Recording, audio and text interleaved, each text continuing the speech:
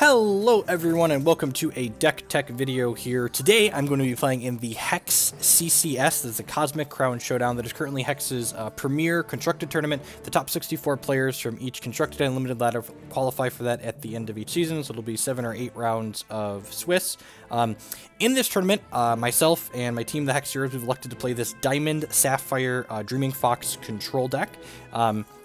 This deck is based around generating card advantage through cards like Lanupaw Sight here, which for 3 resources eventually draws 3 cards, and Silver Talon Adjudicator, which draws you more cards when you're behind, and against aggressive decks buffers our life total when we're behind on that. And eventually, at some point way down the line, we win the game with this card, Psychic Ascension here, which turns us into a Paragon of Thought when we play it.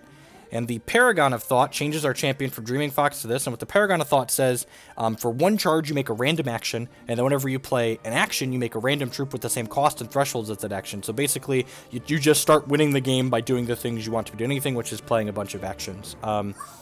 The other couple of cards we have in here that can also sometimes win the game are Darkheart of Nulzann. This is a really powerful card because it's a threat answer split card. It's a 4/4 for 5. That's at the start of each champion's turn. That champion sacrifices a non-socketed card they control. So you never have to sacrifice itself, and a lot of times you'll clean up your opponent's board. If we have to sacrifice something like a Silver Talon Adjudicator or a Thunderfield Seer, we're not too sad about that. We put the Diamond of Hope and the Diamond of Protection in this, so if we draw it, it gets -2 cost until end of turn, so if you draw it on turn 3 or 4, you can play it as a 3-drop, and it's also a 4/6, so it dodges things like Strangle and Crocosaur, and it blocks things like Underworld Crusader profitably in combat. The other threat answer split card we play is Eldurathan Slurry. It's a 5/5 for 5 with Steadfast. It says when this enters play, void each troop with defense 3 or less. So again, we hit some kind of splash damage on our weaker troops with this, but those troops generate value when they come into play, and this can often clean up the board. This card voids every troop that you care about out of the blood decks, like Vampire Prince and Vampire Princess. It cleans up Vampire Queen. It gets rid of Bride of the Damned. It's just like really powerful sweeper effect that also leaves a body behind. So like sometimes this also kills our opponent, or it kills their troops and then takes a piece of removal out of their hand. Overall, I'm really excited to play this deck. When we were preparing for this event, we had like 4 or 5 different decks that we all liked, and they all felt pretty reasonable in the current standard format, and I just enjoyed playing this deck the most, and a lot of the other heroes agreed it was fairly well positioned. This deck has strong matchups against the blood decks in the format, like Renner and Zorath and Kaigalichu. It matches up kind of evenly against Redlings and Empress of Ice, and it's only really bad matchups or decks that aren't terribly popular in the format, like the Horrors of War deck that my team actually played in the last CCS.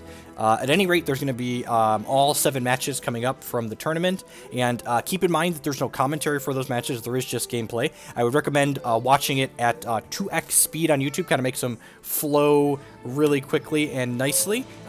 While I'm playing the event, it's easier if I just focus on my matches as opposed to writing commentary and distracting myself, because I am playing for a chance at top 8 where we can get at least $250 or play for that $2,000 first place prize in the draft portion.